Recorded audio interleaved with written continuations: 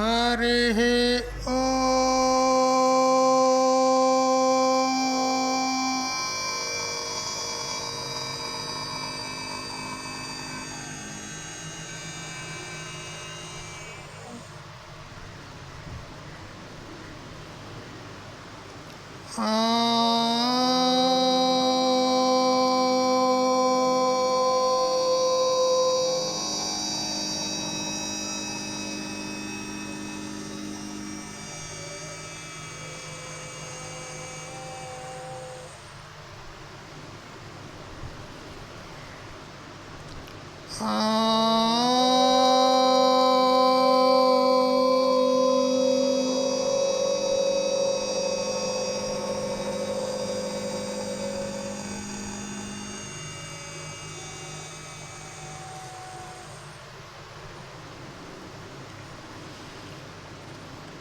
वंशी विभूषितकरान्नवनीरदाभात् पीताम्बरादरुणबिम्बफलाधरोष्ठात् पूर्णेन्दुसुन्दरमुखादरविन्दनेत्रात् कृष्णात् परं किमपि तत्त्वमहं न जाने। व्याख्यामुद्रिकया लसत्करतलं सद्योगपीठस्थितं वामे जानुतले दधानमपरं हस्तं सुविद्यानिधिं विप्रव्रातवृतं प्रसन्नमनसं पाथोरुहङ्गद्युतिं पाराशर्यमतीव पुण्यचरितं व्यासं स्मरेत् सिद्धये।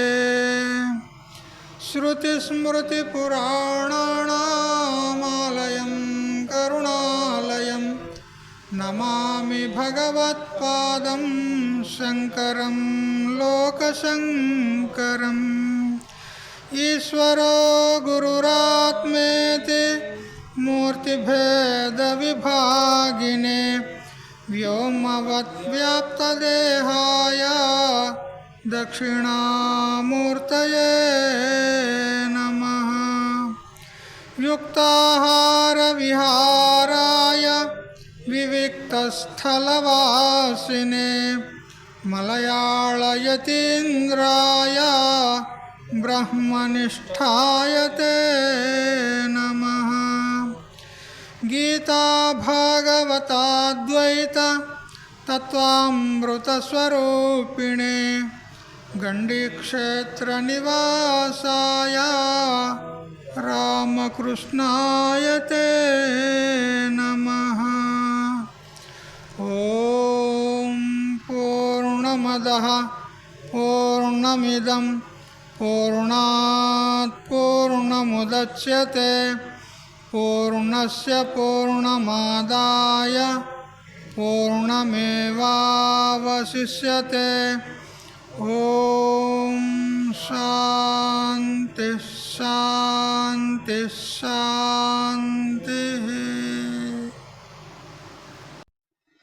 स्वांत परिकल्पित ब्रह्मांडांतर्वर्ती असత్ జడ దుఃఖ మోహాత్మకమైనటువంటి సకల ప్రాణుల యొక్క ఉపాధుల కంటే విలక్షణమై సత్ చిత్ ఆనంద రూపం చేత స్వయం ప్రకాశమానమై వెలుగొందుచున్నటువంటి ప్రత్యేక భిన్న పరమాత్మకు సాష్టాంగ ప్రణమిల్లుతూ,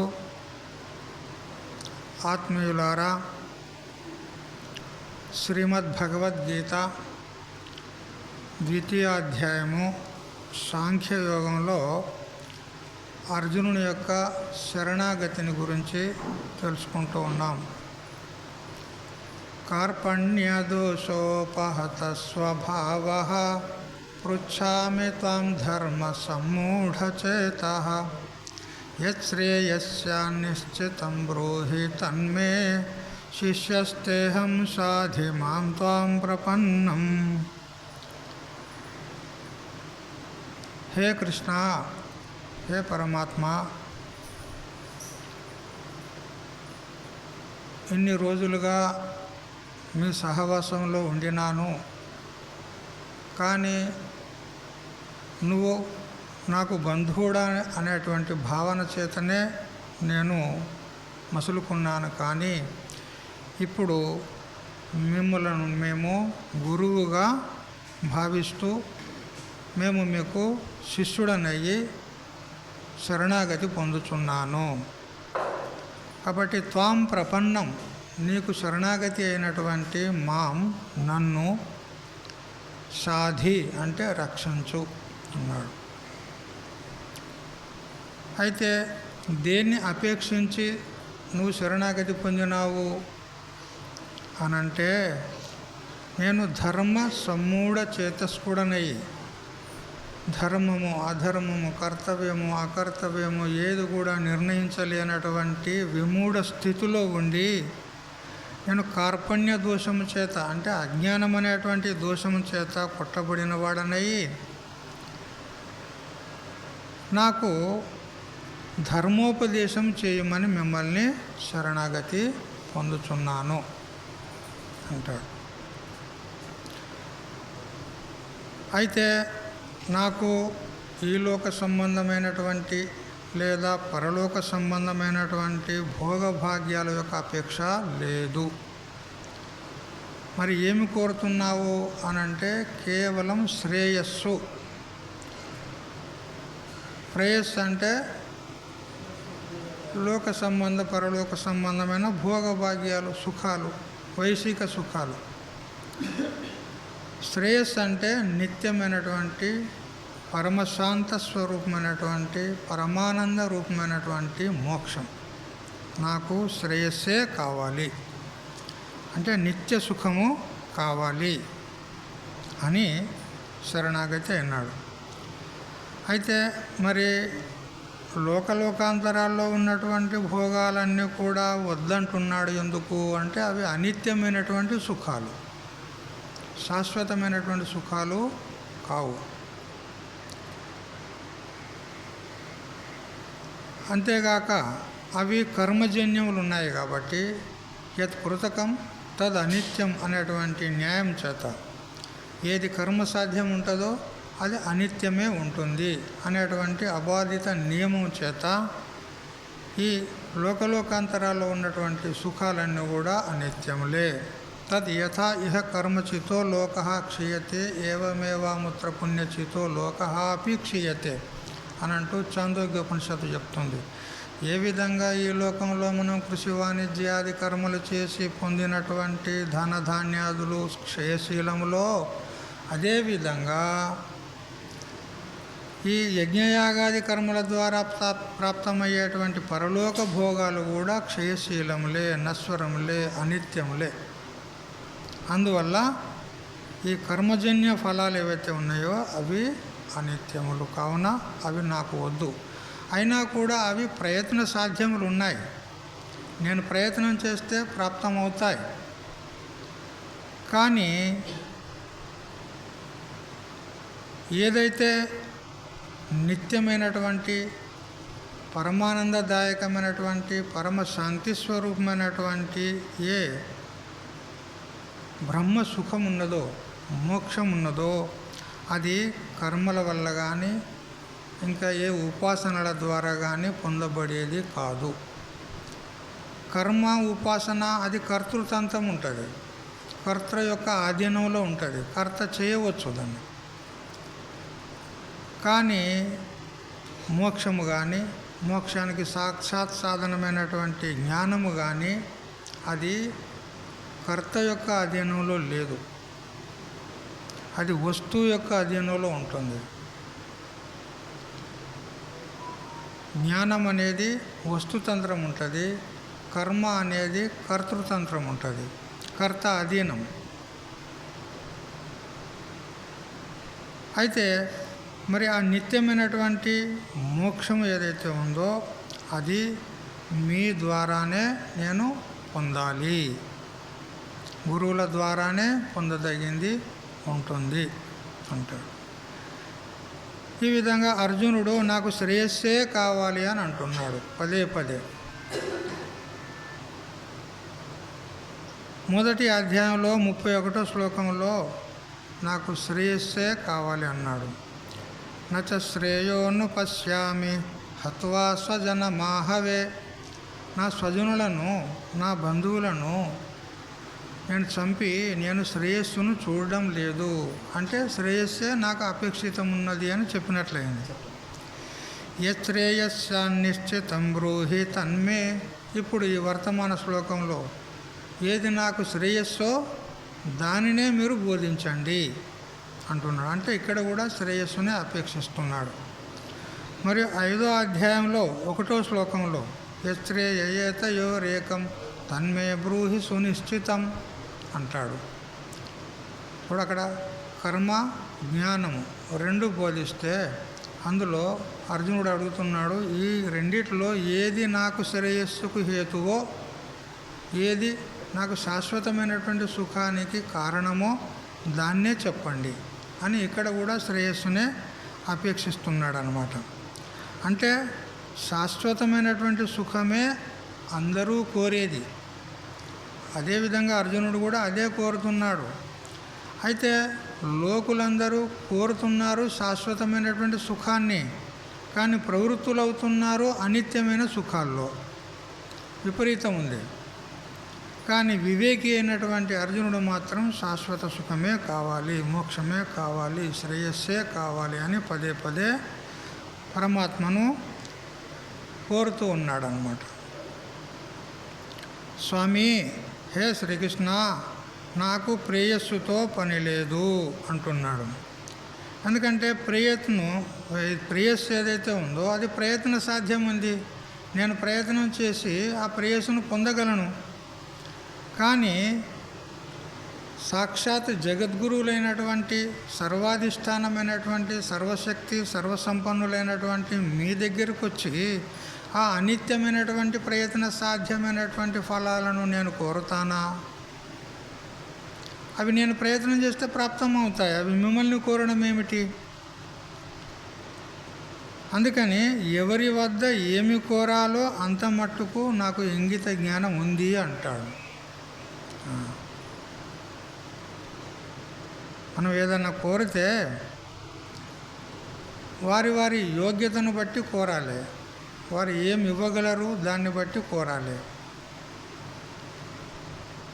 కానీ గొప్ప గొప్పమైనటువంటి ధన కనక వస్తు వాహనాదులు ఏది కావాలంటే అది ఇచ్చేటువంటి వాళ్ళ దగ్గరికి కూడా పోయి క్షుద్రమైనటువంటి వస్తువులను కోరితే వానికి వివేకం అంటారా, అవివేకి అంటారా?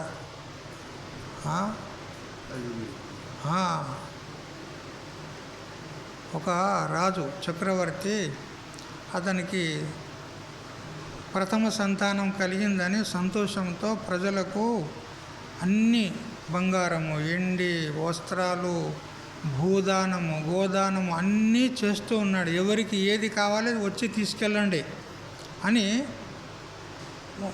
ప్రచారం చేశాడు. అందరూ వచ్చారు. ఎవరికి కావాల్సింది వాళ్ళు పంక్తిలో నిలబడి పోతున్నారు. రాజుకు వాళ్ళ కోరికను విన్నవించుకొని, మాకు స్వామీజీ ఇది కావాలి, హే రాజా మాకు ఇది కావాలి అని అడుక్కుంటున్నారు, తీసుకెళ్తున్నారు. అందులో ఒక ఆయన కూడా పంక్తిలో నిలబడ్డాడు. ఇక ఈయన నంబరు వచ్చేసరికి చాలాసేపు అయింది మంది. ఎందుకంటే ఇక దానం చేస్తున్నాడు కదా చక్రవర్తి అని పబ్లిక్ మొత్తం తరిలిందనమాట. ఇక ఈయన ఆ పంక్తిలో వస్తుండేసరికి ఆ రాజు దగ్గరికి వచ్చేసరికి చాలాసేపు అయింది. చాలాసేపు అయ్యేసరికి వాడు ఈ తంబాకు తినే అలవాటు గలవాడు అనమాట. వాడు చాలాసేపు అయ్యేసరికి వానికి కుతిలేసింది అంటారా, ఏమంటారు మీరు? కుతిలేసింది అంటారు కదా. బీడీలు తాగేటోళ్ళకు, సిగరెట్లు తాగేటోళ్ళకు, తంబాకు తినేటోళ్ళకు, పాన్లు నవ్వునేటోళ్ళకు, మేకలు నవ్వునట్టు నవ్వులుతారు కదా ఎప్పటికీ. వానికి ఆ చక్రవర్తి ఆ రాజు దగ్గరికి వచ్చేసరికి వానికి కుతిలేసింది. ఎట్లాగో రాజు ఏదో ఇచ్చి పంపుతాడు కదా మనకు కావాల్సింది అనుకున్నాడు. ఏం కావాలరా నీకు? రాజా కొద్దిగా తంబాకు ఉంటే ఇవి అన్నాడు. అంటే అరే వీనికి తంబాకట ఇచ్చి పంపించరా. తంబాకు తోట ఇచ్చారు, ఉంటాయి కదా తంబాకు తోటలు, అవి అంతా తంబాకు ఇచ్చాను. తంబాకిచ్చి జరుగు జరుగు ముంగడికి వెళ్ళిపో, అయ్యో నాకు ఏమి ఇవ్వకపోతివి అని అంటే ఎవరికైనా కానీ ఏదో ఒకటే వస్తువు ఇస్తాం, రెండో వస్తువు ఇయ్యం. అది మొదలే ప్రకటన చేసినాం. అందుకని నువ్వు ఒకటే అడిగినావు కాబట్టి ఒకటి ఇచ్చినావు, వెళ్ళిపోయి ఇక్కడి నుంచి అన్నాడు. చూడు, చక్రవర్తి ఏమి కావాలంటే అది ఇవ్వడానికి సిద్ధంగా ఉన్నాడు, ఇస్తూనే ఉన్నాడు, తీసుకుపోతుంటే చూస్తూనే ఉన్నాడు. వీడు అక్కడికి పోయి వీడు ఏం అడిగిండు? ఆ క్షణకాలం వాని మనసును కుదుట పెట్టుకొని వానికి ఏం కావాలో అడిగితే ఇచ్చేవాడే కదా. చూడు, వాడు అక్కడికి పోయి తంబాకు తోట అడిగిండు. వాడు చూసినారా? అంటే సమర్థులైనటువంటి వారి దగ్గర పోయి క్షుద్రమైనటువంటి కోరికలను కోరితే వానికి ఏమంటారు అంటే మూర్ఖుడు అంటారు. అంతకంటే ఇంకేం ఇక మరి బిరుదిస్తాం చెప్పండి. మీ దగ్గర ఏమైనా శబ్దాలు ఉంటే చెప్పండి. పరమ మూర్ఖుడు వాడు. అట్లా ఇప్పుడు మీరు జగదధిష్టానము, జగత్తుకే ఆధారభూతులైనటువంటి వారు, జగద్గురువులు మీరు ఉన్నారు. మీ దగ్గరకు వచ్చి కర్మసాధ్యమైనటువంటి వైశిక సుఖాలు కోరితే నేనేమవుతాను? అవివేకిని అవుతాను కదా. అంత మాత్రం నాకు ఇంగిత జ్ఞానం ఉంది స్వామీజీ. అందుకని నాకు ఈ వైశిక సుఖాలు ఏవైతే ప్రేయస్ ఉన్నాయో అవి నాకు వద్దు, అవి నిన్ను కోరను. మరి ఏమిటి అని అంటే నాకు మోక్షం కావాలి, శ్రేయస్సు కావాలి, అది ప్రసాదించండి అని కోరుతూ ఉన్నాడు. ఈ విధంగా శరణు పొంది అర్జునుడు శ్రేయస్సును గురించి అడిగినాడు. అయితే శరణాగతి తత్వం చాలా పవిత్రమైనటువంటిది, చాలా గొప్పనైనటువంటిది. ఈ శరణాగతి విషయంలో మనము విభీషణుని దృష్టాంతంగా చెప్పుకోవచ్చు కదా. శత్రుపక్షంలోని వాడైనప్పటికీ కూడా విభీషణుడు రావణాసురుని యొక్క అనుజుడు కదా. శ్రీరామచంద్రునికి శరణాగతి అయినాడు. మిగతా వానర సైన్యం అంతా కూడా సందేహించినారు, వాడు శత్రుపక్షం నుంచి వచ్చాడు, వాడు ఏదో మనల్ని మోసం చేయడానికి, మన రహస్యాలను దొంగిలించడానికి వచ్చినట్లున్నది అని అంటారు. కానీ శ్రీరామచంద్రుడు ఒప్పుకోలే. చూడు, సకృదేవ ప్రపన్నాయ తవాస్మీతి చ యాచతే అభయం సర్వభూతేభ్యో దదామ్యేతద్వ్రతం మమ అన్నాడు. సకృదేతత్ ప్రపన్నాయ, ఒక్కసారి గనక నీవే శరణ్యము అని నా దగ్గరకు వచ్చి శరణు పొందినటువంటి శత్రువైనా సరే నేను అతన్ని స్వీకరిస్తాను. అతనికి సకల భూతాల నుండి ఏ భయం లేకుండా నేను చేస్తాను. నాకు శరణు పొందినటువంటి వానికి ఏ విధమైనటువంటి భయం ఉండుగాక, రాక్షసులతోని కానీ దేవతలతోని కానీ ఇంకా ఎవరి చేత భయం ఉన్నా కానీ సర్వభూతేభ్య అభయం దదామి, సకల భూతాల నుండి కూడా నాకు శరణాగతి అయినటువంటి వానికి నేను అభయం ప్రదానం చేస్తాను. ఇది నా వ్రతం అన్నాడు రామచంద్రుడు. ఆ విధంగా శరణాగతి పొందినటువంటి విభీషణుణ్ణి స్వీకరించాడు. చూసారా? అదేవిధంగా మనకు భాగవతంలో వస్తుంది, గజేంద్రుడు విష్ణుమూర్తికి శరణాగతి అయినాడు. ఆ ముసలి చేత వాతబడినటువంటి గజేంద్రుడు 1000 ఏండ్లు పోరాడినాడు ఆ ముసలితో. 1000 ఏండ్లు పోరాడినా కూడా అతనికి ఆ ముసలిని గెలవడం సాధ్యం కాలేదు. అప్పుడు వివసుడయ్యి గత్యంతరం లేక, విధి లేక అతడు ఆ సరస్సులో ఉన్నటువంటి కమలం పుష్పాన్ని ఆ విధంగా పెరికి పైకెత్తి తొండంతో హే భగవాన్, హే విష్ణు, హే పరమాత్మ అని అంటూ నన్ను రక్షించమని వేడుకున్నాడు. శరణాగతి అయినాడు పరమాత్మకు. అప్పుడు వెంటనే వచ్చి ఆ ముసలి బారి నుండి తప్పించాడు. చూసారా? ఆ సరస్సు అనేదే మన సంసారం. మన సంసారం ఉన్నది కదా, సరస్సు అన్నమాట. అందులో ఈ అజ్ఞానం అనేటువంటి ముసలి ఉంది. అది పట్టి పీడిస్తుంది మనల్ని. మనము అక్కడ భాగవతంలో గజేంద్రుడు 1000 సంవత్సరాలు పోరాడినాడు అని అక్కడ వ్యాస భగవానుడు రాశాడు. దాన్ని తెలుగులో పోతనామాత్యులు కూడా అట్లే రాశారు. కానీ ఈ జీవుడు అనేటువంటి గజేంద్రుడు కొన్ని యుగాల నుంచి పోరాడుతూ వస్తూ ఉన్నాడు ఆ అజ్ఞానం అనేటువంటి ముసలితోని. అక్కడ 1000 ఏళ్ళు అంటే ఉపలక్షణంగా కొన్ని యుగాల నుంచి పోరాడుతూ వస్తున్నాడు ఈ జీవుడు అనేటువంటి గజేంద్రుడు. దేనితో? అజ్ఞానంతో. బంధు బలగం అందరూ ఉన్నారు. అప్పుడు స్నానం చేయడానికి వచ్చినప్పుడు ఆ ముసలి పెట్టిన తర్వాత వాళ్ళు కూడా ప్రయత్నం చేశారు ఆ ముసలి బారి నుండి తప్పించడానికి. కానీ ఎవరితోని కూడా కాలేదు, ఎవరు కూడా సమర్థులు కాలేదు. చివరికి ఒంటరిగా మిగిలిపోయినాడు. అందరు వెళ్ళిపోయినారు. ఇంకా ఏమున్నది, ముసలివాత పడ్డాడు, ఇక మనకు దక్కడు, ఇక చనిపోయినట్టే అని ఆ బంధువులు బలగము దాని కుమారులు అందరూ కూడా వెళ్ళిపోయినారు వాళ్ళ వాళ్ళ స్థానాలకు. ఆ గజేంద్రుడు ఒక్కడే ఒంటరిగా పోరాడుతూ ఉన్నాడు.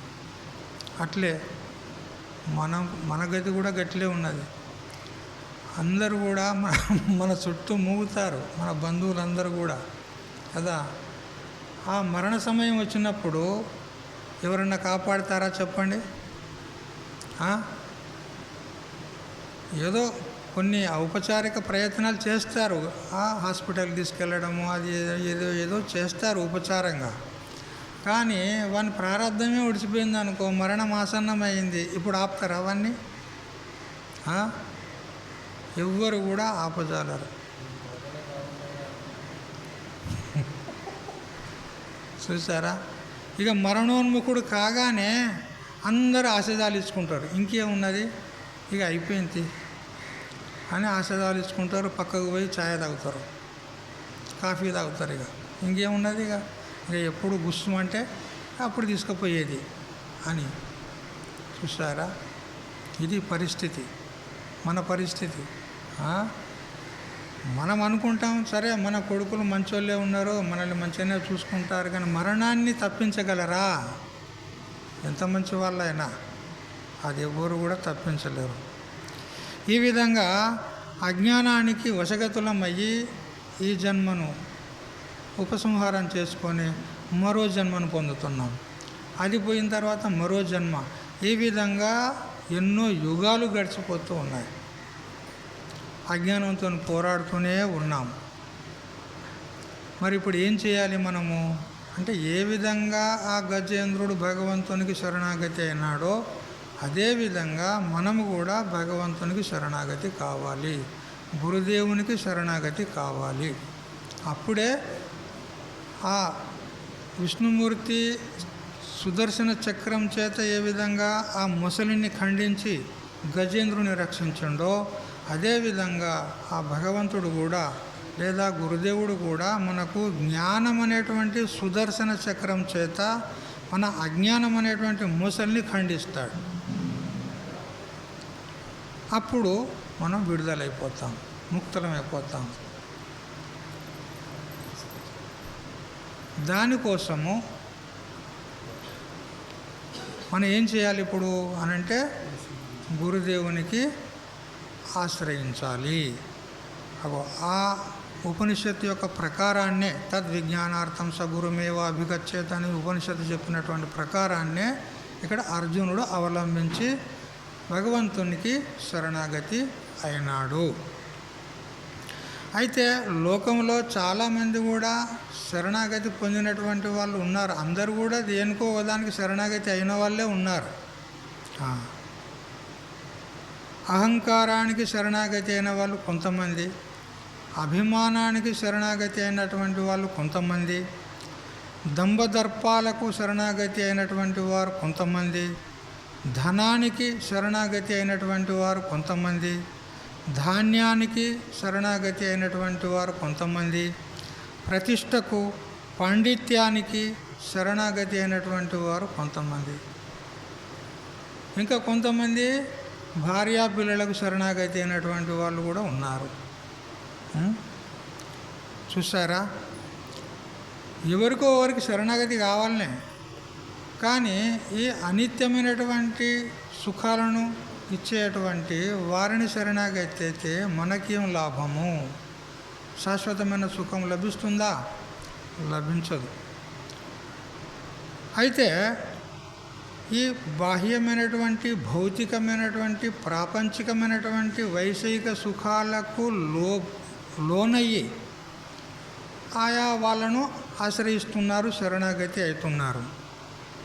కానీ ఆ వస్తువులను ఇచ్చేటువంటి దాత ఎవరైతే ఉన్నారో, ఎవరు? పరమాత్మ, అతనికి శరణాగతి అవుతలేరు. వస్తువులకు శరణాగతి అవుతున్నారు, విషయాలకు శరణాగతి అవుతున్నారు, కానీ ఆ వస్తువు దాతకు పరమాత్మునికి శరణాగతి అవుతలేరు. కాబట్టి ఇక్కడ మాయికమైనటువంటి పదార్థాలకు మాయకు దాసుడవుతున్నాడే కానీ మాయానాథుడైనటువంటి పరమాత్మకు దాసులైతలేరు. చూస్తారా? అందుకని ఈ శరణాగతి తత్వం ఏదైతే ఉందో ఇది చాలా గొప్పదైనటువంటిది అని చెప్తూ శ్రీ మధుసూదన సరస్వతి స్వాముల వారు ఇదే భగవద్గీతకు టీకా రాసినాడు. గూఢార్థ దీపిక అని ఒక టీకా రాసినాడు. ఆయన ఈ శరణాగతి తత్వాన్ని 3 రకాలుగా చెప్పినాడు. తవైవాహం మమైవత్వం త్వమేవాహం ఇది త్రిధా అన్నాడు. 3 రకాల శరణాగతి ఏది అంటే, మొదటిది తవైవాహం. తవ అంటే రొట్టె పెంక అనుకోండి, అది కాదు. తవ అంటే తవ అంటే నీ యొక్క అని అర్థం. అహం అంటే నేను, అంటే నేను నీవాడను అనేది ఒక రకమైనటువంటి శరణాగతి. రెండవది నీవు నావాడవు అనేది రెండవది. ఇక మూడవది నీవే నేను. ఇది 3 రకాల శరణాగతి పద్ధతి అన్నమాట.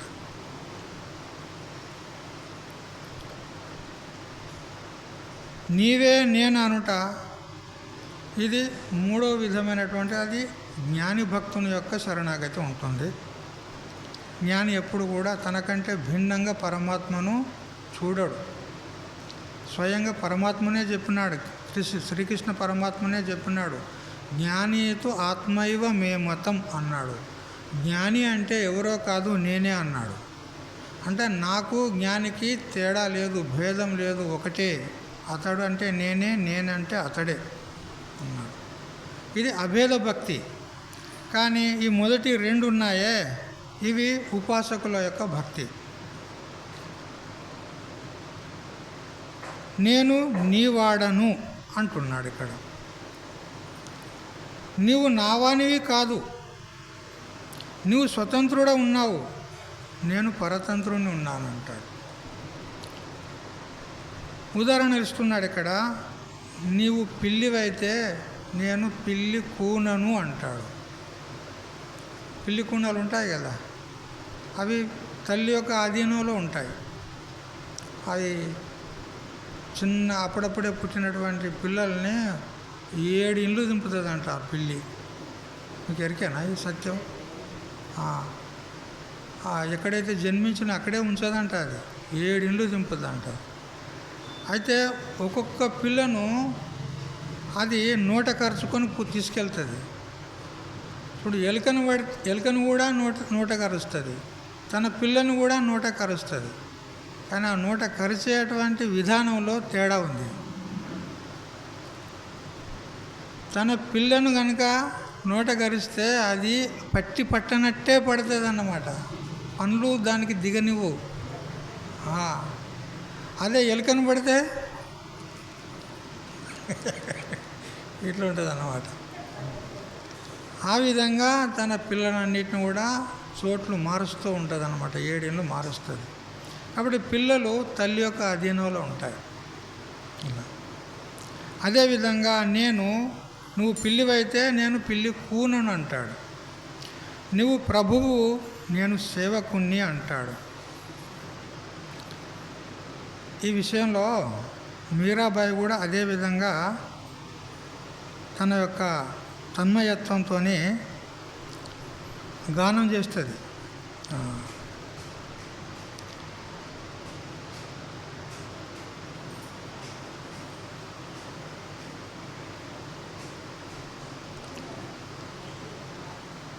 जो तुम तोड़ो पिया मैं नाही तोड़ूं रे, तोरी प्रीत तोड़ी कृष्णा कौन संग जोड़ू, कौन संग जोड़ू।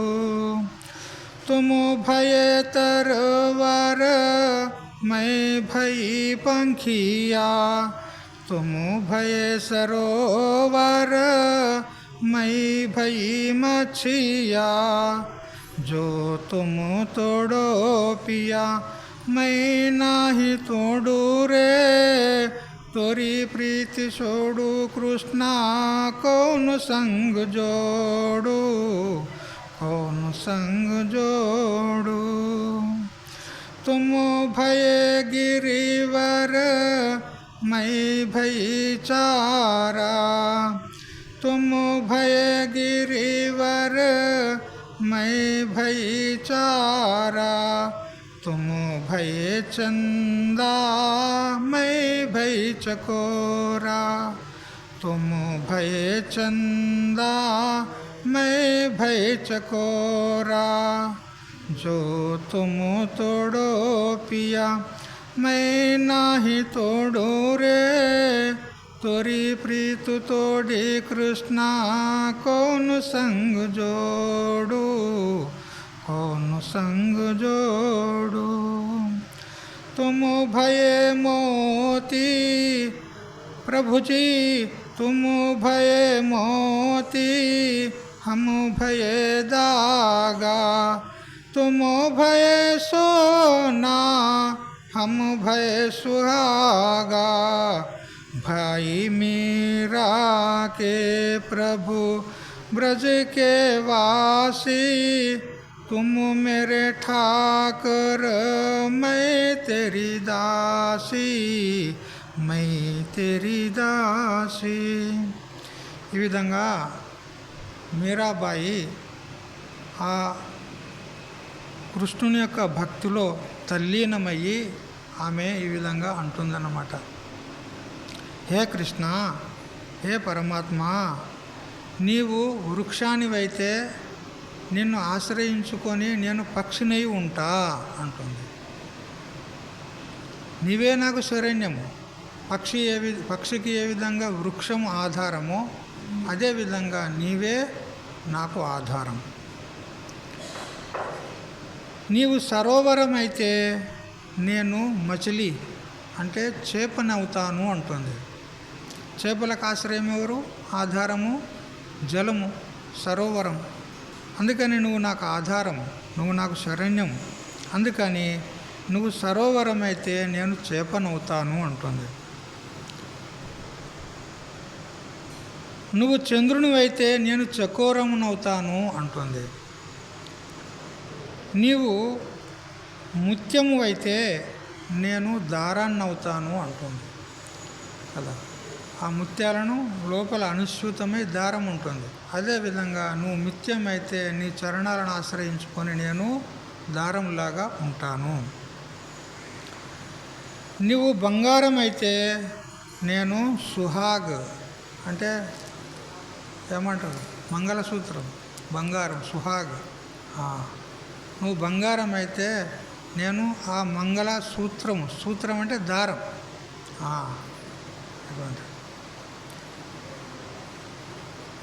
ఈ విధంగా ఆమె యొక్క ఈ మొదటి పద్ధతిలో అంటే నేను నీవాడను అనేటువంటి శరణాగత పద్ధతి ఏదైతే ఉందో దాన్ని అవలంబించి ఆ మీరాబాయి పాడుతుందన్నమాట.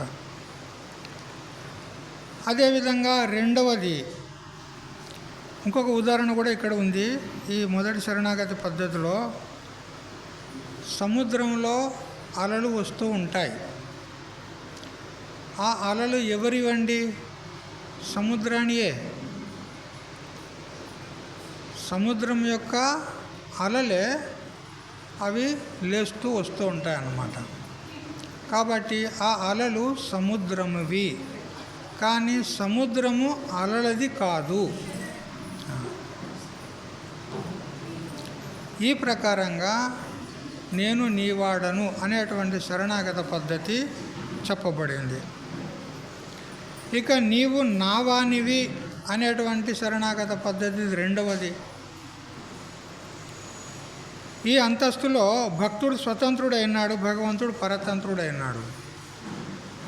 నీవు నావాడివి అన్నప్పుడు భక్తుడు స్వతంత్రుడు, పరమాత్మనే పరతంత్రుడైపోయినాడు. అంటే భక్తుని యొక్క అధీనంలో భగవంతుడు ఉంటాడు.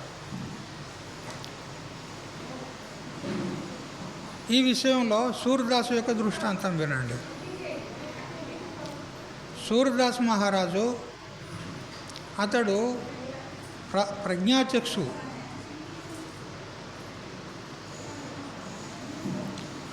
సూర్యదాసు ప్రజ్ఞాచక్షు అంటే జన్మాంధుడు.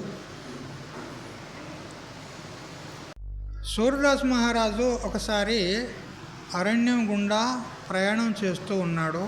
కళ్ళు లేవు కాబట్టి ఆ కట్టెను ఊతగా చేకొని తడుముకుంటూ అతడు మెల్లమెల్లగా పోతూ ఉన్నాడు. పోతూ ఉండగా దారి తెలియదు కాబట్టి అతడు ఒక గోతులో పడడానికి దగ్గరికి వెళ్ళినాడు. ముందు గోతి ఉంది, అక్కడ గోతి ఉందని అతనికి తెలియదు. ఇక 2 అడుగులు వేస్తే గోతిలో పడిపోతాడు. అదే సమయానికి అకస్మాత్తుగా ఒక పిల్లవాడు వస్తాడు, తన చెయ్యి పట్టుకొని దూరంగా తీసుకెళ్తాడు. ఆ గోతి నుంచి దూరంగా తీసుకెళ్ళి మార్గాన్ని పట్టించి ఇక చెయ్యిని విడుచుకొని వెళ్ళిపోతూ ఉంటాడు. ఎవడు? ఆ పిల్లవాడు. అప్పుడు ఆ చెయ్యి స్పర్శ కాగానే వెంటనే ఒక రకమైనటువంటి కరెంటు షాక్ లాగా అనిపించింది సూర్యదాస్కు. ఎందుకంటే వచ్చింది ఎవరో కాదు, సాక్షాత్ పరమాత్మ శ్రీకృష్ణుడు.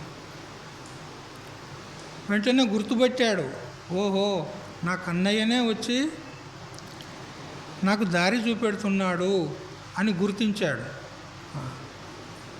గుర్తించి ఎప్పుడైతే తాతయ్య ఇక నేను పోతున్నా, ఇగో ఈ దారి గుండా నువ్వు ముందుకెళ్ళిపో అని ఎప్పుడైతే అన్నాడో అప్పుడు ఈయన ఏం చేశాడు? ఆయన చేయి పట్టుకున్నాడు, ఆ పిల్లవాని చేయి పట్టుకున్నాడు. చేయి పట్టుకుంటే జుల్పరించుకొని పోయినాడు.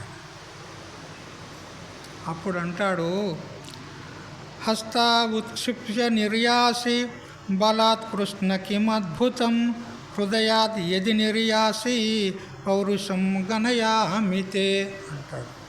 హే కృష్ణ, నా చేతులను జులిపించుకొని నువ్వు పోగలిగితే పోగలుగుతావేమో, కానీ ఏది నువ్వు పౌరుషవంతునివి అయితే నా హృదయం నుంచి వెళ్ళిపో చూద్దాం అని ఈ విధంగా సవాల్ చేస్తాడు కృష్ణునితో.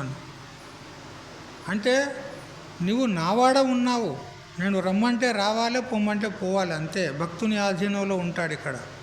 ఈ భక్తి ఇది ఇటువంటిది. ఈ విషయంలో స్వయంగా భగవంతుడే భాగవతంలో చెప్తాడు, అంబరీషోపాఖ్యానంలో.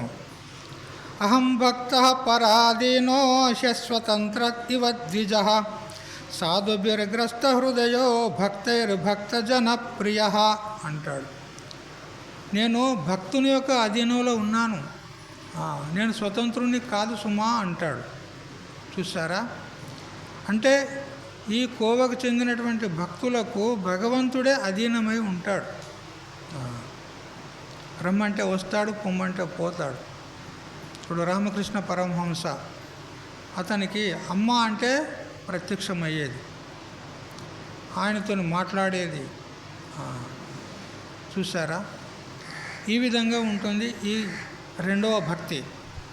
ఇక మూడవదైతే నీవే నేను, నేనే నీవు అనేటువంటి ఈ అభేద భక్తి అంటారు. దీన్ని అభేద శరణాగతి.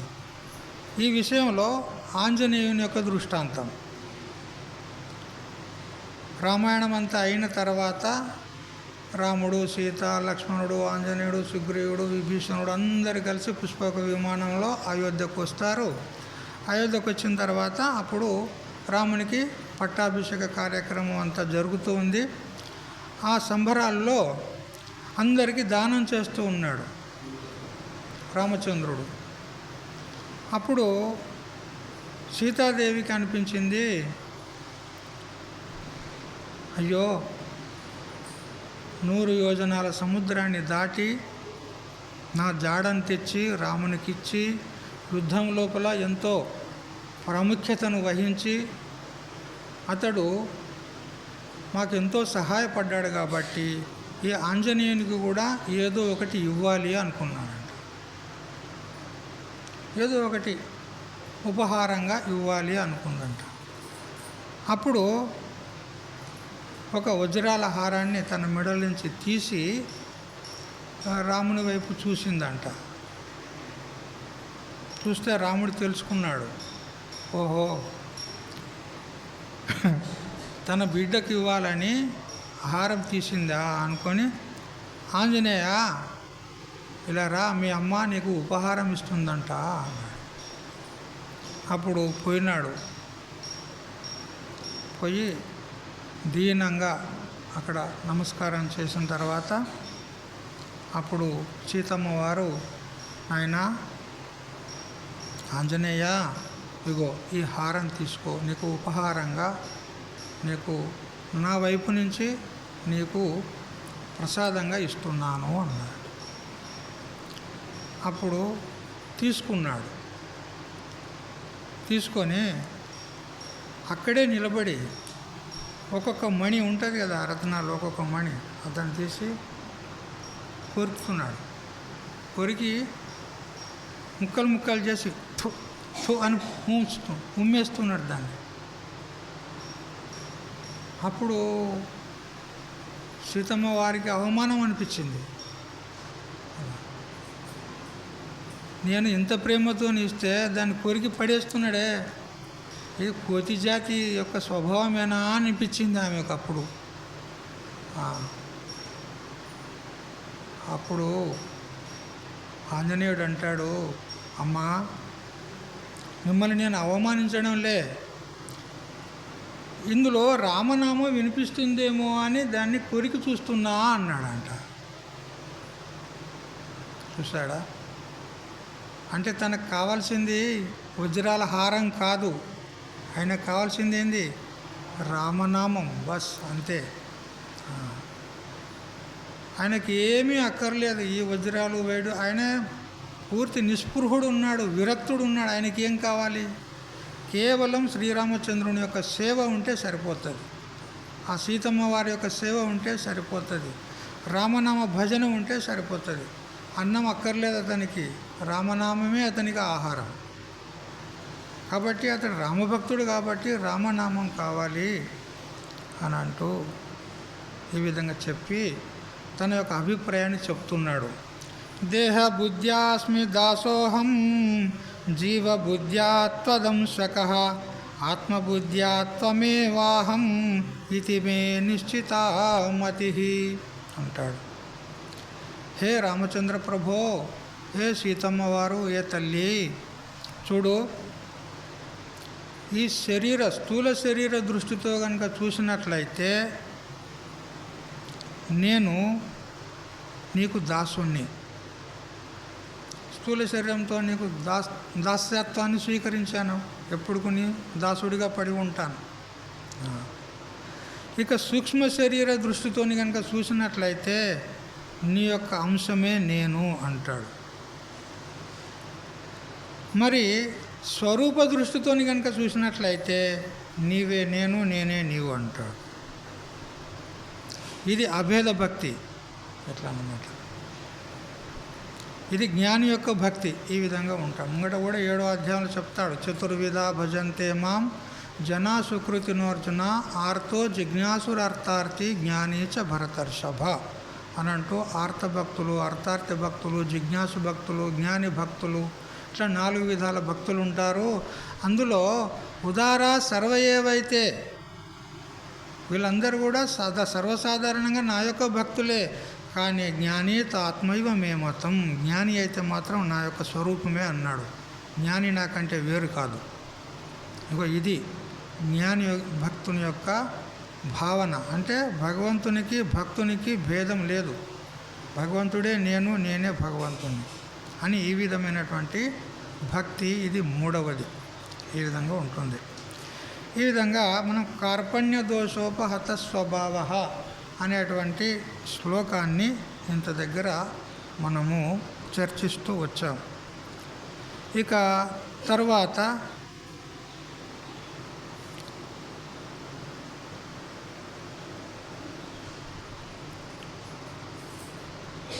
8వ శ్లోకం చదవండి, అందరు కలిసి చదవండి. నహి ప్రపశ్యామి మమాపనుద్యాత్, చదువు. యచ్చోకముచ్చోషణమింద్రియాణం అవాప్య భూమా వసపత్నవృద్ధం రాజ్యం సురాణమపి చాధిపత్యం.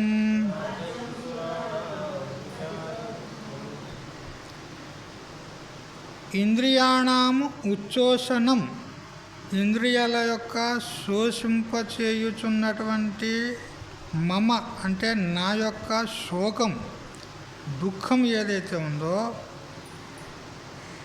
దానిని యత్ అంటే ఏదైతే అపనుద్యాత్ తొలగజేయునో తత్ అంటే దానిని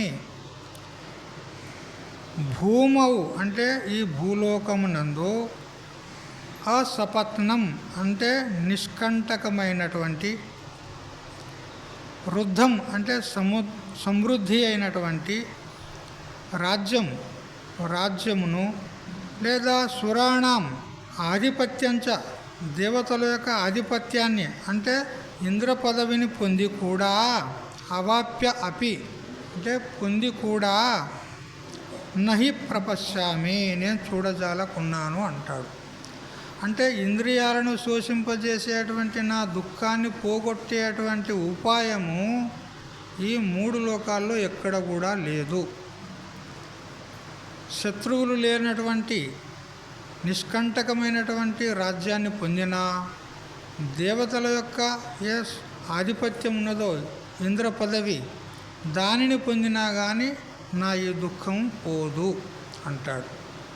మరి ఎలా పోతుంది అనంటే, మిమ్మల్ని శరణు పొందినాను కదా, మీరు జ్ఞానబోధ చేసి నన్ను తరింపజేసినట్లయితేనే నా యొక్క దుఃఖం నివృత్తి అవుతుంది, అన్యథా వేరే ఉపాయం లేదు అని బాగా విచారించి భగవంతునికి శరణాగతి అయినాడు. అప్పుడు సంజయుడు అంటున్నాడు, శ్లోకం చదవండి 9. ఏవముక్త్వా ఋషికేశం గుడాకేశః పరంతపః నయోచ్చ ఇతి గోవిందం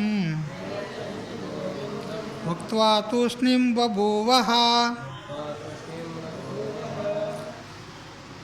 ఏవం ఉక్త్వా, పరంతపః అంటే పరులను శత్రువులను తప్పింపజేసేటువంటి సమర్థుడైనటువంటి అర్జునుడు, గుడాకేశః అంటే నిద్రను జయించినటువంటి వాడు అర్జునుడు, ఋషికేశం అంటే ఋషికేశుణ్ణి అంటే శ్రీకృష్ణుని ఉద్దేశించి ఈ విధంగా చెప్పి నా యోచ్యే ఇది గోవిందం ఉక్త్వా తూష్ణీం బభూవః, ఇక నేను యుద్ధం చేయలేను అని గోవిందంతో చెప్పి ఉదాసీనుడై కూర్చున్నాడు. ఇక్కడ ఆ యుద్ధరంగంలో ఆ రథం పైనే ఆ వెనక భాగాన అక్కడ పోయినాడు. ఇక నేను యుద్ధం చెయ్యను, నాకు యుద్ధం వద్దు అని పూర్తిగా మొండికేసి కూర్చున్నాడు. ఇక నేను యుద్ధం చేయనంటే చెయ్యను అంతే. అప్పుడు ఇక భగవంతుడు ఏం చేయాలి? ఇగో ఈ పరిస్థితి కోసమే భగవంతుడు ఎదురు చూస్తూ ఉన్నాడనమాట. ఈ కండిషన్, ఈ పరిస్థితి ఎప్పుడు వస్తుందో అప్పుడు నేను జ్ఞానబోధ చెయ్యాలి. ఇతని నిమిత్తంగా పెట్టుకొని లోకానికి జ్ఞానోపదేశం చేసేది ఉంది నాకు. ఈ సమయం ఎప్పుడు వస్తుందా అని వేచి చూస్తూ ఉన్నాడు. ఆ సమయం రానే వచ్చింది. ఇట్లా చదవండి శ్లోకం. తమువాచ ఋషికేశః ప్రహసన్నివ భారత సేనయోరుభయోర్మధ్యే విషీదంతమిదం వచః. హే భారత అనంటూ సంజయుడు చెప్తూ ఉన్నాడు. హే భారత అంటే ఇక్కడ ఎవరిని సంబోధిస్తున్నాడు? ధృతరాష్ట్రునికి సంబోధిస్తున్నాడు కదా. సంజయుడు ఎవరికి చెప్తున్నాడు? ధృతరాష్ట్రునికే చెప్తున్నాడు. హస్తినాపురంలో ఆ యుద్ధంలో జరిగినటువంటి ఆ సంఘటనలన్నీ కూడా వ్యాస భగవానుల యొక్క ఆశీర్వాదం చేత, వారి యొక్క అనుగ్రహం చేత అక్కడ జరిగేదంతా కూడా చూడగలుగుతున్నాడు కదా. క్రికెట్ లైవ్ చూస్తారు కదా మీరు. క్రికెట్ చూసేది అలవాటు ఉందా ఎవరికన్నా? క్రికెట్ లైవ్ కదా, అక్కడ జరిగేదంతా కూడా ఇక్కడే టీవీలో చూస్తూ ఉంటారన్నమాట. సరే, మీరెవరు కూడా క్రికెట్ చూడరు, కానీ నాకు తెలుసు సీరియల్ చూస్తారు కదా. టీవీ సీరియల్ బాగా చూస్తారు. సీరియల్ అంటే ఇక స్త్రీలకు మహా మోజుగా కదా. వంట చేసేది అక్కడ అలా ఉంచైనా కానీ టీవీ తప్పకుండా టైం టు టైం, ఒక్కరోజు కూడా తప్పేది లేదు. సత్సంగానికి ఇవాళ వస్తారు, రేపు రారు. ఇది వింటేవా లేకపోతే లేదు. కానీ టీవీ మాత్రం, సీరియల్ మాత్రం తప్పేది లేదు. ఇది మా ప్రతిజ్ఞ అంటారు స్త్రీలు కదా. ఏ విధంగా ఆ సీరియల్ చూస్తారో, లైవ్లు చూస్తారో, అదేవిధంగా సంజయుడు యుద్ధరంగాన్ని మొత్తం చూస్తూ ఉన్నాడు. ఎవరితో యుద్ధం చేస్తున్నారు, ఎవరెవరితో మాట్లాడుతున్నారు, ఇదంతా చూస్తూ ఉన్నాడు. అదంతా ధృతరాష్ట్రునికి అప్పుడప్పుడే లైవ్ చెప్తున్నాడు అన్నమాట. హే భారత అంటూ ధృతరాష్ట్రునికి చెప్తూ, రెండు సేనల మధ్య నిలిచి ఇదివరకు చెప్పబడిన ప్రకారం విలపించుచున్నటువంటి అర్జునుణ్ణి పరిహసించుచున్న వాని వలె నవ్వు మొగముతో శ్రీకృష్ణుడు ఈ విధంగా చెప్పబోతున్నాడు అంటాడు. ఇక్కడ అర్జునుడు ఇంత దగ్గర బాగా వేదాంతం చెప్పిండు శ్రీకృష్ణునికే. ఇక్కడ వీళ్ళందరినీ చంపినట్లయితే యుద్ధక్షేత్రంలో వీరందరి భార్యలందరూ కూడా ఏమవుతారు? విధవలైపోతారు కదా. విధవలైపోతే కులం భ్రష్టమైపోతుంది. ఇక పితరులకు పిండాలు పెట్టేటోడు లేకుండా పోతాడు. పెద్ద పెద్ద వేదాంతం చెప్పిండు. ఇప్పుడేమో చతికిలబడి కూకున్నాడు కదా. ఇక ఇప్పుడు ఆయనకి చెప్పాలి. ఇక ఆ ప్రసంగం వచ్చింది. కృష్ణ పరమాత్మ ఇప్పుడు అర్జునునికి ఈ గీతోపదేశాన్ని ప్రారంభిస్తున్నాడు. ఇది 11వ శ్లోకం ప్రారంభమవుతుంది. ఇక్కడి నుంచి భగవద్గీత ప్రారంభమవుతుంది. ఇన్ని రోజులు మనము ఉపోద్ఘాత రూపంగా ఏదో కొన్ని ముచ్చట్లు చెప్పుకున్నాం అంతే. అసలైన గీత ఇప్పుడు ప్రారంభమవుతుందన్నమాట. సరే, చదవండి. శ్రీ భగవానువాచ అంటే ఏమన్నట్టు? భగవంతుడు పలికెను. శ్రీకృష్ణ పరమాత్మ ఈ విధంగా అర్జునుతోని పలికినాడు అంటున్నాడు. ఏమని? చదవండి. అశోచ్యానన్వశోచస్త్వం ప్రజ్ఞావాదాంశ్చ భాషసే గతాసూనగతాసూంచ నానుశోచంతి పండితాః. హే అర్జున, ఇంత దగ్గర గొప్పగా పండితునిలాగా చెప్పినావు అన్ని అన్ని శాస్త్రాలు, అనేక శాస్త్రాలు ప్రమాణాలు ఇచ్చి చెప్పినాడు. ఈ విధంగా చేస్తే ఈ పాపం అవుతుంది, ఈ విధంగా చేస్తే ఈ పాపం కలుగుతుంది అని పెద్ద పెద్ద శాస్త్రాలన్నీ ఆ భగవంతునికే చెప్పినాడు. పెద్ద పండితుల్లాగా మాట్లాడినావు. ఇప్పుడేమో భీరు అంటే పిరికివాని వైపు కూర్చున్నావే, ఏమిటి నీ సంగతి అంటున్నాడు. ఏడ్చు కూర్చున్నావు కదా, వాళ్ళందరినీ చంపితే నాకు పాపం కలుగుతుంది, పాపమేవా ఆశ్రయేద్ అస్మాద్ అన్నాడు. మనకు పాపమే కలుగుతుంది అన్నావు. వాళ్ళందరినీ నేను చంపను అని ఏడుస్తూ కూర్చున్నావు. అంటే నువ్వు ఎవరి కోసం ఏడ్చినావు అంటే ఆ ఎదురుగా ఉన్నటువంటి భీష్మాది ఎవరైతే నీ వారు ఉన్నారో ఇంకా సైనికులు వీళ్ళందరినీ గురించి ఏడ్చావు కదా. చూడు, ఈ ఏడుపు నీకు పనికిరాదు అంటాడు. ఎందుకనంటే పండితులైనటువంటి వారు, పండితులంటే ఎవరు? ఏదో జ్యోతిషం చెప్పేటువంటి వాళ్ళు, ఈ వాస్తుశాస్త్రం చూసేటువంటి వాళ్ళు, ఈ యజ్ఞాగాది ఇవి కర్మలు చేయించే వాళ్ళు పండితులు అనుకోకండి. వాస్తవంగా అసలైన పండితుడు ఎవరు అనంటే పండ ఇది ఆత్మవిషయిని బుద్ధి యస్య అస్తి సహ పండిత అన్నాడు. ఆత్మవిషయక బుద్ధి అంటే ఆత్మజ్ఞానం ఎవరికైతే ఉందో వారు పండితులు అని శంకర భగవత్పాదులు తమ భాష్యంలో చెప్తారు. అంటే జ్ఞానులు మహాత్ములైనటువంటి వారు చచ్చిన వారి గురించి ఏడవరు, చావనున్న వారి గురించి కూడా ఏడవరు. మనం కూడా ఏడుస్తాం కదా. ఏడవని వాడు ఎవడు చెప్పండి ఈ లోకంలో? ఎవడో గట్టిగానో గుట్టుగానో ఎవడో ఏదో రకంగా ఏడుస్తూనే ఉన్నారు కదా. ఏడవని వాడు ఎవడు?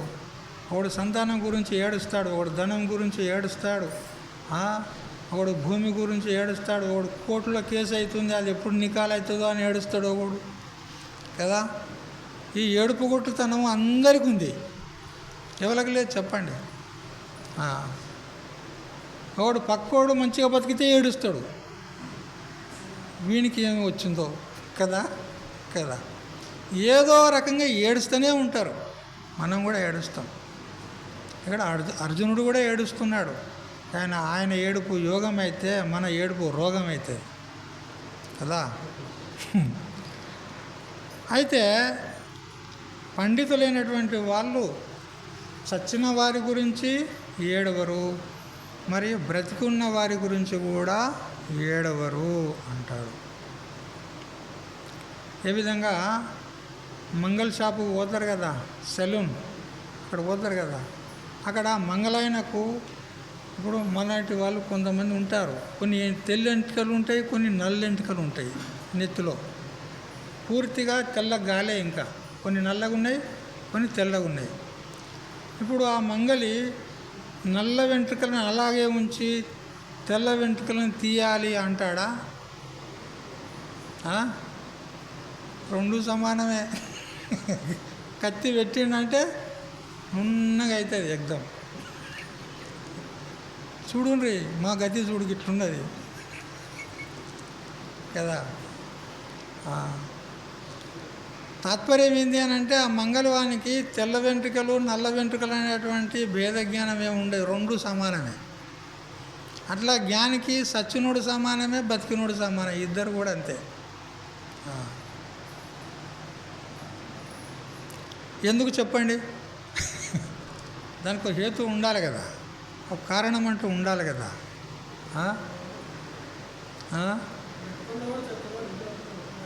ఇద్దరు ఒకటే. ఎందుకనంటే ఈ శరీరాలు సంపూర్ణంగా ఏవైతే ఉన్నాయో ఇవన్నీ కూడా మిథ్యా, ఇవి సత్యమే కాదు.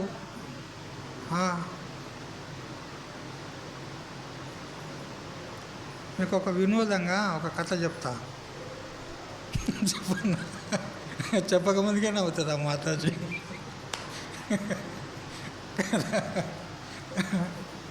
బాలవద్దిరాజు కథ మీకు ఎరికే కదా. అందరికీ. బాలనాగమ్మ కథ ఎవరికి ఎరగలేదా? ఎంత దురదృష్టం అండి కదా. మన పౌరాణిక కథలు అవన్నీ. పూర్వకాలంలో వీధి నాటకాల్లో ఆ బాలనాగమ్మ ఆట ఆడుదురు వాళ్ళు చాలా అద్భుతంగా. ఆ బాలనాగమ్మ ఆట ఆడితే ఆ బాలనాగమ్మ వేషాన్ని ధారణ చేసుకున్నవాడు ఏడ్చేది, వినేవాళ్ళు కూడా, చూసేవాళ్ళు కూడా ఏడ్చేది. మొత్తం కథ అంతా అయిపోయే దగ్గర అంత అది విషాదగ్రస్తమైనటువంటి కథ. ఆ మాయల పకీరు వచ్చి ఆమెను ఆ కుక్కను, ఒక నల్ల కుక్కను తీసుకొని పోతాడు. అది మీకు ఎరకలే. సరే, అది అట్లా ఉండని. కానీ మనకు కావాల్సింది ఘట్టం తీసుకుందాం. మనకేం ఘట్టం కావాలో అది తీసుకుందాం. అయితే ఆ బాలనాగమ్మకు ఒకే ఒక కుమారుడు, ఆయన పేరు బాలవద్దిరాజు. అయితే మాయల పకీర్ అనేటువంటి వాడు తల్లిని కుక్కను చేసి తీసుకొని పోయినాడు. అయితే తల్లిని విడిపించడానికి ఈ బాలవద్దిరాజు తన యొక్క పెద్దమ్మలతోనే వాళ్ళతోనే పెద్ద అయినాడు. పెద్ద అయిన తర్వాత బుద్ధి నేర్చిన తర్వాత అప్పుడు మా తల్లి ఎవరు, ఎక్కడుంది అని అడిగితే వాళ్ళు చెప్పారన్నమాట. మాయల పకీర్ అనేటువంటి వాడు ఈ విధంగా తీసుకెళ్ళాడు అని అంటే, అప్పుడు అమ్మని విడిపించుకురావడానికి బయలుదేరి పోతూ ఉన్నాడు.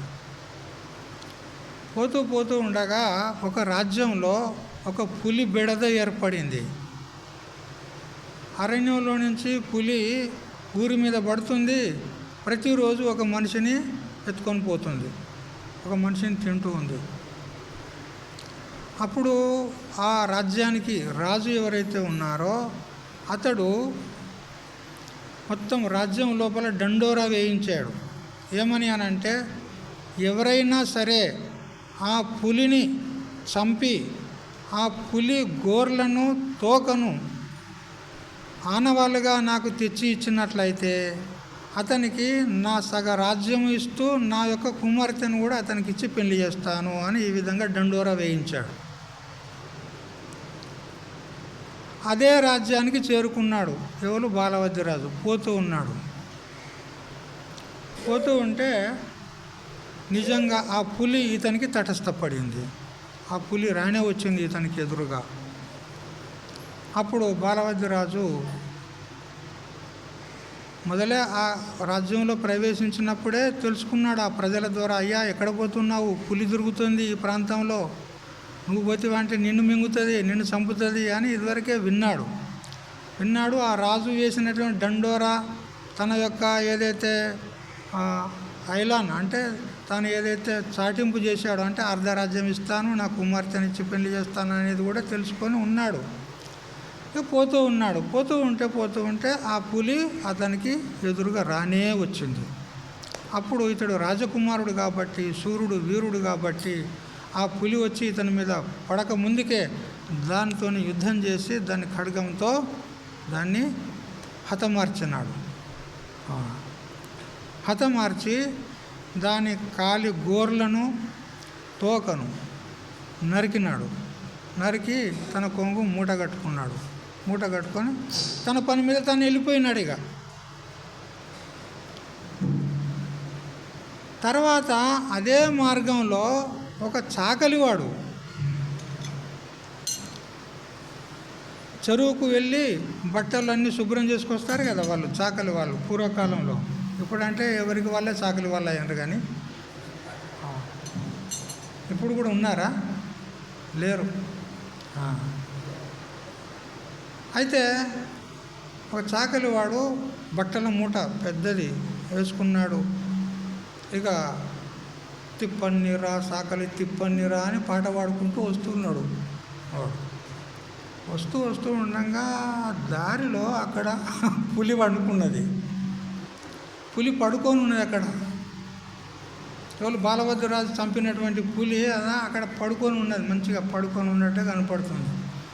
అంత దూరంలో ఉన్న పులిని వీడు కనిపెట్టిండు. వీడు అమ్మ చస్తిరా అనుకున్నాడు వాడు. పులి ఎదురుగా వచ్చింది. ఇక పులి ఎదురుగా వచ్చిన తర్వాత ఇక నేను బ్రతకగలనా అది 2 గంతులు వేస్తే నేను దొరికిపోతా.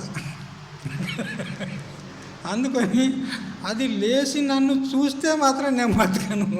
అది పడుకున్నప్పుడే నేను పలాయనం చిత్తగించింది ఉత్తమం అనుకున్నాడు. ఆ మూట ఆడ ఎత్తేసిండు, వెనక్కి తిరిగి పరుగులు తీసిండు. పరుగులు తీసి అంత దూరం పోయి వెనక్కి తిరిగి చూసిండు. ఆ పులి లేచి వస్తుందా, నన్ను చూసిందా అని అక్కడే నిలబడి చాలాసేపు చూశాడు. అది కదలడం లేదు, మెదలడం లేదు. అలా చూశాడు కానీ చాలాసేపు కొంతసేపటికన్నా కదా తోకన్నా మెసిలిస్తుంది, తలన్నా మెసిలిస్తుంది, ఏదో ఒకటి చలనం అవుతుంది కదా. కానీ అది కదలడం లేదు. అది చూసి ఓహో ఇది చనిపోయింది కావచ్చు అనుకున్నాడు. కానీ పూర్తిగా నిశ్చయం అయితే లేదు. అది చచ్చిందా బతికిందా పూర్తిగా అనేది తెలియదు. మెల్లమెల్లగా దగ్గరికి రావడానికి ప్రయత్నం చేస్తున్నాడు. పోతే చంపుతుందేమని భయానికి మళ్ళీ 2 అడుగులు వెనకకేసుకున్నాడు. ఈ విధంగా అటో ఇటో కొంచెం ధైర్యం చేస్తూ అంత దూరానికి దగ్గరికి వచ్చినాడు. వచ్చి ఒక రాయి తీసుకున్నాడు, ఇట్లా వేసినాడు, దానికి తగిలేట్లాగా. అది కదలడం లే. మరొక రాయి వేసాడు, కదలడం లే. ఇంకొక రాయి వేసాడు, గట్టిగా గుట్టాడు, కదలడం లే. ఓ చచ్చిపోయింది ఇది అనుకున్నాడు. నిశ్చయమైంది. దగ్గరికి పోయి అటు ఇటు కదిలించాడు, చచ్చిపోయింది. అయితే వానికి రాజు ఏదైతే దండోరా వేయించాడో అది గుర్తుకొచ్చింది. గుర్తుకొచ్చి ఈ పులి గోర్లు తీసుకుపోయినట్లయితే రాజు నాకు అర్ధరాజ్యం ఇస్తాడు, తన కూతురును కూడా ఇచ్చి పెళ్లి చేస్తాడు అనుకున్నాడు. అనుకొని వాడు ఆ పులి గోర్లను మళ్ళీ కత్తిరించుకున్నాడు. మొదలే కత్తిరించుకొని పోయాడు బాలభద్రరాజు.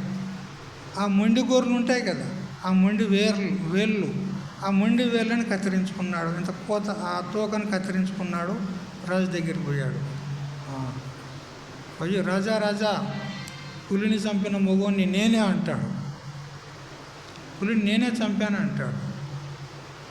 మరి నువ్వే చంపినవని ఆనవాళ్ళేమిరా అనంటే తెచ్చాను రాజా చూసుకో అని తాను తెచ్చినటువంటి ఆ మొండి వేళ్ళను ఇచ్చినాడు. అరే ఇవి మొండి వేళ్ళు ఉన్నాయి కదరా, మరి ముందు గోళ్ళు ఎవిరా అన్నాడు. దానికి అట్లే ఉంటాయి చక్రవర్తి, అట్లే ఉన్నాయి దానికి, అవి తెచ్చాను నేనే చంపినా అంటాడు. అప్పుడు రాజుకు సందేహం వచ్చింది. నిజంగా వీడు చంపినట్లయితే, వీడే ఆ గోర్లను తెచ్చినట్లయితే గోర్లు ముందు గోర్లు ఉండాలి కదా, ఈ మొండి వేళ్ళు వచ్చినాయి, గోర్లు అయితే లేనే లేవు, ఏదో ఇందులో గూడు పుటాని ఉంది అనుకున్నాడు. సందేహం వచ్చింది.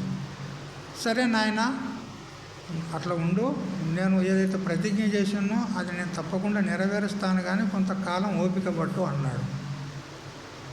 అప్పుడు ఇక రాజు గూఢచారులను పంపించాడు.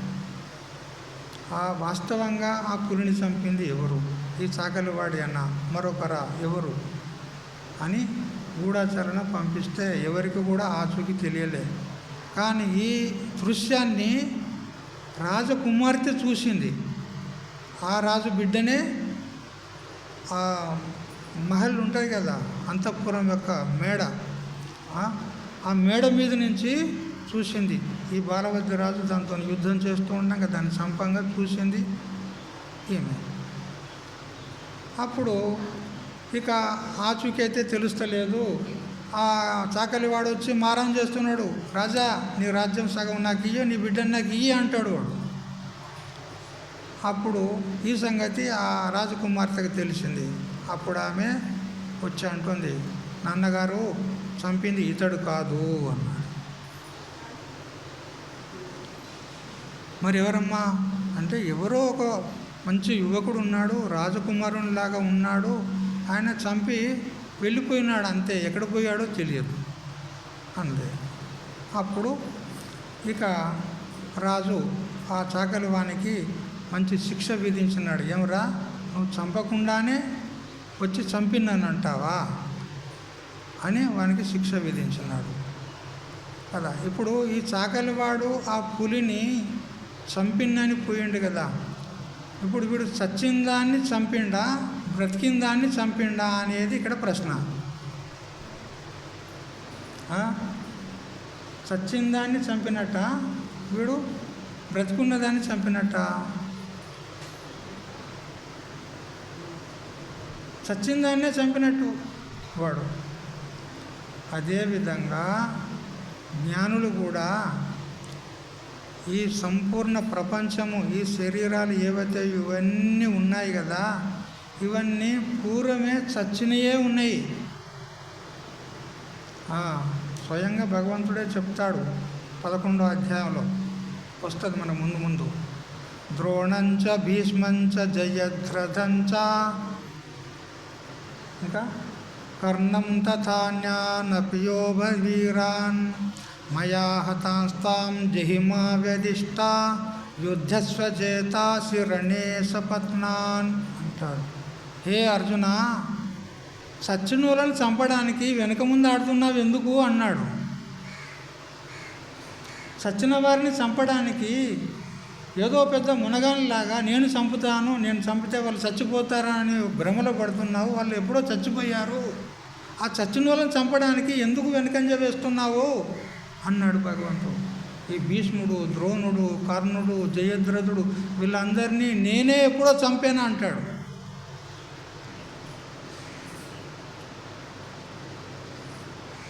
అందుకని వీళ్ళంతా సచ్చినోళ్ళే. అందుకని సచ్చినోళ్ళ గురించి ఎందుకు ఏడిచేదిగా? చవబోయే వాళ్ళు సచ్చినోళ్ళే, సచ్చినోళ్ళే రెండు ఒకటే. అందుకని తేడా లేదంటాడు. ఎందుకు? ఇవన్నీ కూడా దేహాలు ఏవైతే మనకు ప్రతీతి అవుతున్నాయో ఇవన్నీ మిథ్యా, ఇవి వాస్తవములు కావు, సత్యములు కావు. ఏ విధంగా అంటే మసక చీకట్లో భ్రాంతి చేత తాడు మీద పాము కనిపించినట్లు కనపడుతున్నాయి ఇవన్నీ. ఈ విధంగా పండితుల యొక్క భావన, వారి యొక్క దృష్టి అంటే చచ్చిన వారిని గురించి కానీ చావనున్న వారిని గురించి కానీ పండితులైనటువంటి వారు శోకించరు. కానీ నువ్వేమో శోకిస్తున్నావు, పెద్ద పండితుల్లాగా మాట్లాడినావు, ఇప్పుడేమో శోకిస్తున్నావు. పండితుడైతే చచ్చిన వారి గురించి ఏడవరు, బ్రతికిన వారిని గురించి ఏడవరు.